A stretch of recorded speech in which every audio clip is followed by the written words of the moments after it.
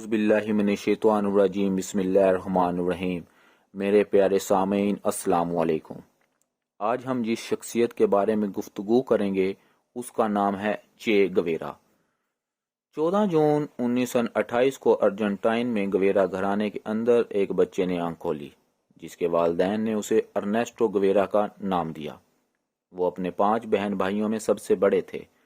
ارنیسٹو کو بچپن ہی سے استھما کی بیماری تھی جس کی وجہ سے اس کے والدین نے سکول کی جگہ گھر میں ہی اسے تعلیم دی۔ ارنیسٹو رگبی اور فٹ بال کے اچھے کھلاڑی تھے اور روزانہ کئی کلومیٹر سائیکل بھی چلایا کرتے تھے۔ شطرنج کھیلنا ان کا محبوب مشغلہ تھا۔ پیشہ کے لحاظ سے وہ ڈاکٹر تھے لیکن ان کی اصل دلچسپی گھر میں موجود ان کی خاندانی لائبریری تھی۔ ارنیسٹو لائبریری میں گھنٹوں گزارتے۔ وہ شاعری کی کتابوں کے شوقین تھے لیکن ساتھ ہی جدید کیمونزم کے بانی کارل مارکس کی کتابیں بھی پڑھتے تھے۔ جلد ہی کیمونزم نے ان کے دل و دماغ پر غلبہ پا لیا تھا۔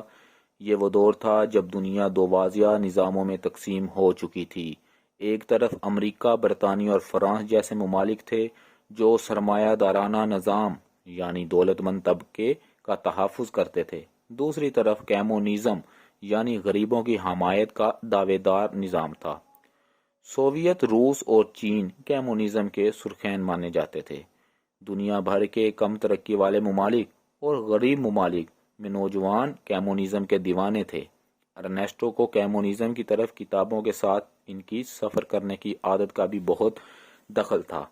ارنیسٹو نے کم عمری میں ہی سائیکل اور موٹر سائیکل پر ارجنٹائن کے مختلف حصوں کا سفر کیا تھا، جس دوران وہ ہمسایہ ملک چلی بھی گیا اور کوئٹہ مالے بھی گئے جہاں انہوں نے کیمونسٹ مظاہروں میں بھی حصہ لیا۔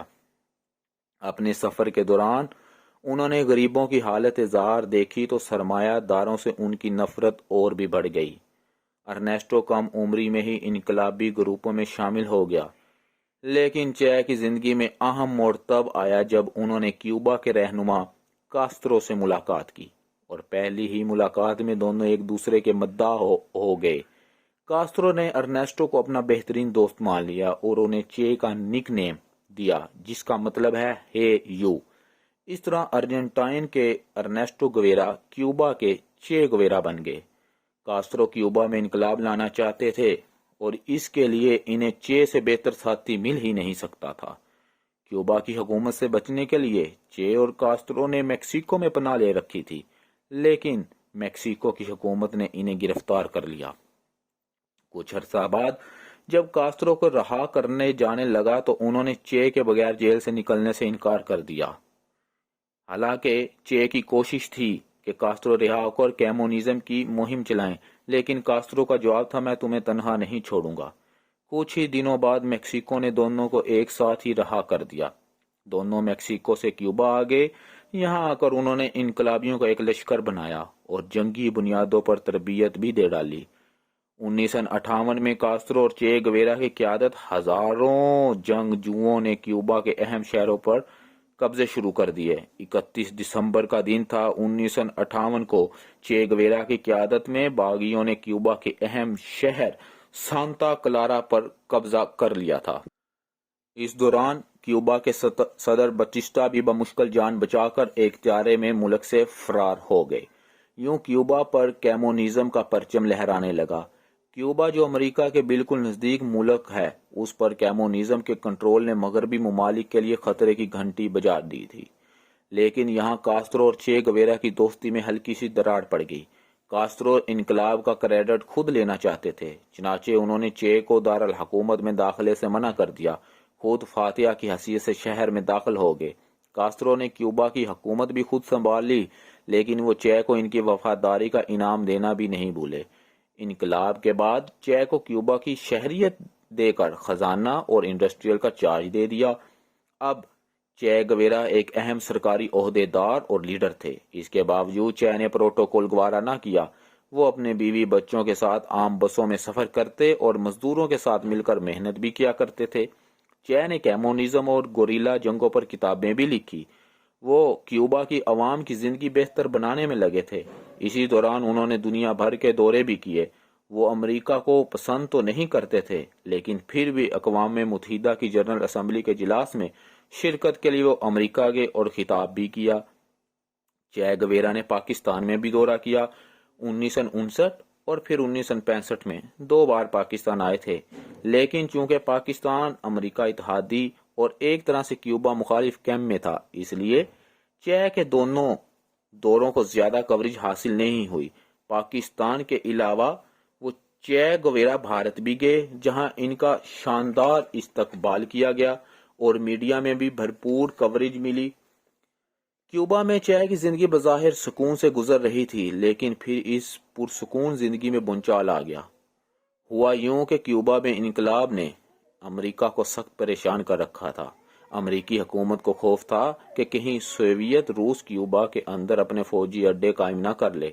اسی طرح امریکی خفیہ ایجنسی CIA نے کیوبا میں انقلاب مخالفین کو جنگی تربیت دے کر کیوبا پر حملہ کروا دیا۔ گو کہ یہ حملہ ناکام رہا، لیکن چے کو امریکہ سے اتنی نفرت ہو گئی کہ انہوں نے اپنے اتحادی سوویت روس سے درخواست کی کہ وہ امریکہ پر ایٹمی میزائل فائر کر دے۔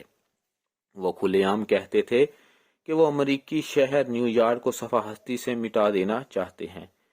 اہم بات یہ ہے کہ سوویت روس نے واقع ہی بحری جہازوں پر ایٹمی میزائل نصب کر کے کیوبا کی طرف روانہ کر بھی دیے تھے، لیکن امریکی بحریہ نے ان جہازوں کو راستے میں ہی روک لیا۔ پوری دنیا ایٹمی جنگ کے خطرے میں تھی، گھر چکی تھی۔ عقل مندانہ فیصلہ کرتے ہوئے سوویت روس نے بحری جہاز واپس بلا لیے اور اس طرح تیسری جنگ عظیم کا خطرہ بھی ٹل گیا۔ لیکن چے گویرا یہ بات نہ سمجھ سکا۔ اسے ایسے لگتا تھا کہ سوویت روس نے امریکی دباؤ مان کر دنیا بھر کے مزدوروں اور کسانوں سے غداری کی ہے۔ چے نے سوویت روس سے مایوس ہو کر چین سے تعلقات بڑھانا شروع کر دیے۔ چین بھی سوویت روس کی طرح کمیونسٹ تو تھا، لیکن عالمی اثر رسوخ کی جنگ میں چین اور سوویت روس ایک دوسرے کے دشمن ہی سمجھے جاتے تھے۔ چے کی زندگی سے بڑھتے ہوئے تعلقات سوویت روس کو پسند نہ آئے۔ چے گویرا کے تعلقات چین سے بڑھتے ہوئے سوویت روس کو پسند نہ آئے۔ اس نے کاسترو کو مجبور کیا کہ وہ اپنے پرانے دوست چے سے آنکھیں پھیر لے، اور کاسترو نے ایسا کیا بھی۔ فروری 1965 میں چے گویرا نے الجزائر میں ایک کانفرنس کے دوران سوویت روس پر شدید تنقید کی۔ جب وہ واپس کیوبا آئے تو کاسترو کے حکم پر چے کو گرفتار کر کے ایک تفتیشی سینٹر لے جایا گیا، جہاں ان سے 40 گھنٹے سے زائد وقت تک پوچھ گچھ کی گئی۔ جب چے تفتیشی سینٹر سے باہر نکلے تو بہت مایوس اور نڈھال تھے۔ چے کو کیوبا کی سینٹرل کمیٹی سے بھی نکال دیا گیا۔ انقلابی دماغ تھا، ایک جگہ سکون نہ ملا تو اعلان کر دیا کہ نئے جنگی محاذوں کا سفر شروع کرتا ہوں۔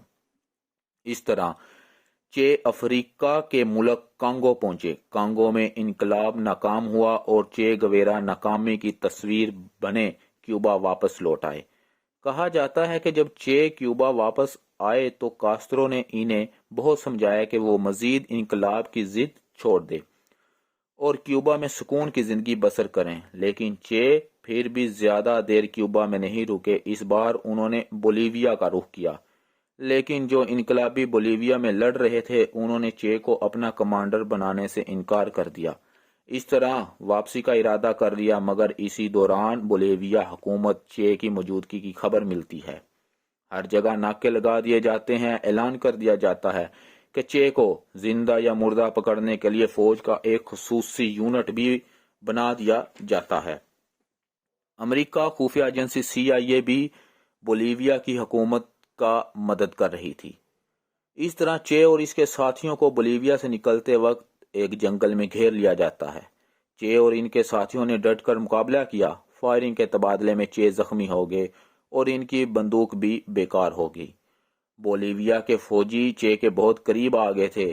جب فوجیوں نے چے کو ہلاک کرنے کے لیے بندوقیں تانی تو چے گویرا نے ایک عجیب جملہ کہا۔ انہوں نے کہا، میں چے گویرا ہوں، زندہ چے گویرا تمہارے لیے مرے ہوئے چے گویرا سے زیادہ فائدہ مند ہوگا۔ فوجی چے کو قیدی بنا کر لے گئے، لیکن بولیویا کی حکومت اور اس کے سرپرست امریکہ کو چے گویرا زندہ نہیں مردہ چاہیے تھا۔ بولیویا کے صدر نے حکم دیا کہ قیدی چے گویرا کو قتل کر دیا جائے۔ چے کو قتل کرنے کے لیے بولیویا کے فوج کے سرجنٹ ماریو کو بھیجا گیا۔ اس کی بھی ایک وجہ تھی۔ وجہ یہ تھی کہ حساب برابر کرنا تھا، کیونکہ ماریو کے کئی ساتھی چے اور اس کے حامیوں کی فائرنگ سے ہلاک ہو گئے تھے اور اسے بدلہ لینا تھا۔ 19 اکتوبر 1966 کو ماریو نے چے پر بندوق تان لی۔ چے کو معلوم ہو گیا کہ ان کا آخری وقت آن پہنچا ہے۔ اس طرح چے نے اپنے قاتل کو اور غصہ دلایا تاکہ وہ اسے جلدی سے جلدی ہلاک کر دے۔ اس طرح قاتل نے طاق طاق کے نشانے لگائے، پہلے ٹانگوں پر، پھر بازوؤں پر اور پھر آخر میں سینے اور دل کو نشانہ بنایا۔ چے گویرا کے آخری الفاظ اپنے قاتل سے مکالمہ تھے: گولی چلاؤ بزدلو، تم صرف ایک انسان کو مار سکتے ہو۔ پھر ایک ڈاکٹر نے چے کے دونوں ہاتھ کاٹ دیے اور چے کی نعش کو اجتماعی قبر میں نامعلوم مقام پر دفن کر دیا گیا۔ ہو سکتا ہے کہ اس کی لاش کبھی نہ ملتی، لیکن 30 سال بعد بولیویا میں ایک اجتماعی قبر دریافت ہوئی جس میں ایک ڈھانچہ ایسا بھی تھا جس کے بازو نہ تھے۔ فورینزک ٹیسٹ میں ثابت ہو گیا کہ یہ چے کی لاش ہے۔ حالات اس وقت بدل چکے تھے۔ چے کی لاش کے باقیات کو لکڑی کے باکس میں کیوبا بھیج دیا گیا۔ اس طرح کاسترو نے فوجی اعزاز کے ساتھ اپنے پرانے اور مخلص دوست کو دفن کیا۔ ایک 22 فٹ اونچا مجسمہ نصب کیا گیا۔ آج بھی کیوبا کے سکولوں میں روزانہ چے کو خراج تحسین پیش کیا جاتا ہے۔ جی پیارے بھائیو، یہ تھی کہانی چے گویرا انقلابی شخص کی۔ امید کرتا ہوں آپ کو پسند آئی ہوگی۔ اگر اس میں کوئی غلطی ہو تو برائے مہربانی اگنور کر دینا۔ برائے مہربانی میرا چینل بھی سبسکرائب کر لیں اور بیل کا بٹن بھی پریس کر دیں۔ شکریہ۔